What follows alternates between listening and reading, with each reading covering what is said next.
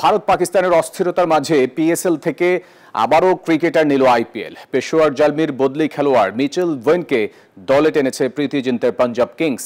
Australian allrounder Glenn Maxwell ইনজুরিতে ছিটকে যাওয়ায় তার স্বদেশীকে দলে নিল পাঞ্জাব।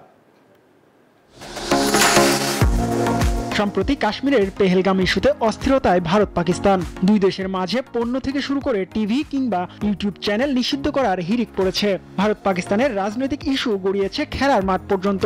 এই ঘটনার পর ভারতীয় সাবেকরা আইসিসির কাছে আবেদন জানানোর কথাও বলেন, বৈশ্বিক আসরে যেন বাবর রিজওয়ানদের বিপক্ষে তাদের কোনো ম্যাচ না রাখা হয়। প্রতিবেশী দুই দেশের অস্থিরতার মাঝে আবারও পিএসএল থেকে খেলোয়াড় টানলো আইপিএল। আঙুলের চোটে পড়ে ইন্ডিয়ান প্রিমিয়ার লিগের মাঝপথে ছিটকে গেলেন allrounder Glenn Maxwell.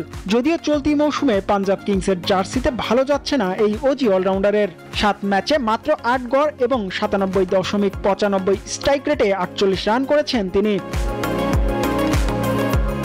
Punjab Kings রোববার ম্যাক্সওয়েলের বদলি হিসেবে স্বদেশী ওয়েনকে দলে নেওয়ার বিষয়টি নিশ্চিত করেছে।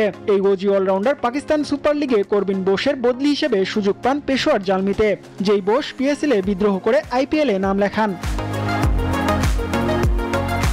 23 বছর বয়সে ওয়েন পেশোয়ারের হয়ে এখন পর্যন্ত 6 ইনিংসে 198 স্ট্রাইক রেটে 101 রান করেছেন। তবে এখনই তাকে পাচ্ছে না পন্টিং এর দল।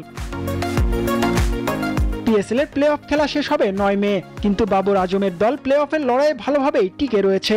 সেক্ষেত্রে 3 কোটি রুপির এই ক্রিকেটারকে 16 মে থেকে পাবে পাঞ্জাব কিংস। জিয়াদ আল হাসান, নিউজ 24।